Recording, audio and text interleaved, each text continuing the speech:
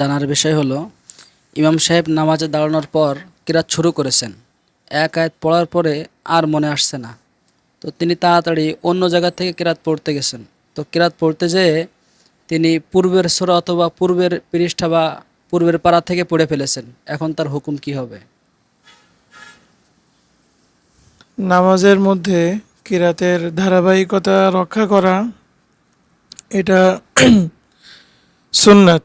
এটার ব্যতিক্রম যদি করা হয়, অর্থাৎ কোরআন যেই ধারাবাহিকভাবে লেখা হয়েছে, যেমন প্রথম সূরা বাকারা, সূরা ফাতিহা, এরপর সূরা বাকারা, সূরা আলী ইমরান, এই যে ধারাবাহিকতা, যেমন আমরা কোরআনে কারিমের শেষ থেকে যদি দেখি সূরা ফিল, এরপরে হলো সূরা কুরাইশ, এই ধারাবাহিকতা যদি আমরা রক্ষা না করি তাহলে এটা মাকরুহ হবে।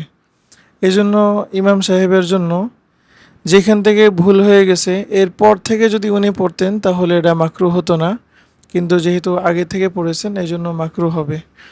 আর যেহেতু উনি কেরাত পড়েছেন ওয়াজিব পরিমাণ, এই জন্য নামাজ জায়েজ হয়ে যাবে, এই সাহু সেজদা আবশ্যক হবে না।